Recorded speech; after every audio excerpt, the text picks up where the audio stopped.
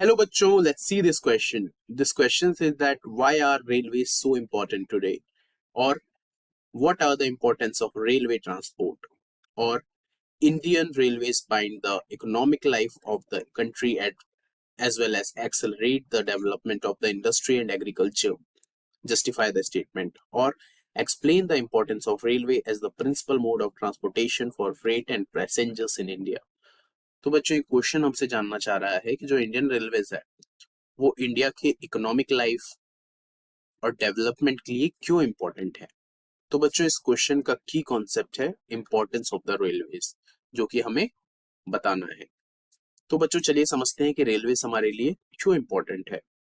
तो बच्चों सबसे पहला पॉइंट ये है कि जो लॉन्ग डिस्टेंस पैसेंजर्स होते हैं और जो फ्रेट कैरियर होता है उसके लिए इंडिया में टोटली जो कंपनीज और लोग होते हैं वो इंडियन रेलवेज को प्रेफर करते हैं। क्योंकि अगर आप कोई एक लॉन्ग डिस्टेंस ट्रेवल करना है तो अगर आप वो रोड से करेंगे तो उसमें टाइम भी ज्यादा लगेगा, प्लस उसके साथ फटीग भी होगा, whereas Indian Railways provide you a comfortable journey. तो बच्चों अब हम देखते हैं सेकंड पॉइंट। तो आयरन और स्टील इंडस्ट्री जो है इंडिया की वो बच्चों टोटली डिपेंडेंट है on railways for transportation of their raw materials and finished good. अब अगर कुछ एक आयरन बन रहा है या स्टील इंडस्ट्री में स्टील बन रहा है तो उसके लिए उन्हें रॉ मटेरियल चाहिए। रॉ मटेरियल से वो फिनिश्ड गुड तैयार कर रहे हैं तो उसे इंपोर्ट करने के लिए एक मींस ऑफ ट्रांसपोर्ट चाहिए। तो बच्चों जो फैक्ट्रीज होती हैं उनके लिए सबसे जरूरी होता है to place the goods from one place to another is Indian Railways. अब हम देखते हैं थर्ड पॉइंट। तो बच्चों जो इंडियन रेलवेज है वो हमें सिर्फ ट्रांसपोर्टेशन सर्विस नहीं प्रोवाइड करता, उसके साथ साथ ये काफी बड़े तादाद में लोगों को रिक्रूट भी करता है जिससे कि एम्प्लॉयमेंट जनरेट होता है।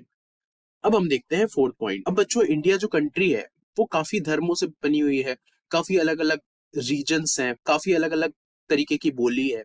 अब जब आप रेलवे में ट्रेवल करते हैं तो आप देखते हैं कि अलग अलग लोग आपसे मिलते हैं। तो इसके कारण क्या होता है, इंटीग्रेशन ऑफ द कंट्री, अलग अलग धर्म जात बोली के लोग एक साथ रेलवेज में ट्रेवल करते हैं जिसके कारण इंटीग्रेशन जो है कंट्री का वो बढ़ता है। अब हम देखते हैं फिफ्थ पॉइंट। तो बच्चों जो प्रोडक्शन होता है किसी भी एक फैक्ट्री में उसका एक जो लार्ज अमाउंट होता है उसे पोर्ट्स तक पहुंचाने के लिए रेलवे यूज होता है। और अगर कुछ आ रहा है हमारे पास इंपोर्ट होके तो उसको भी प्रोडक्शन यूनिट तक पहुंचाने के लिए रेलवेज का यूज किया जाता है। So these are the points describing the importance of the railway transport in India. I hope you understood well. Best of luck.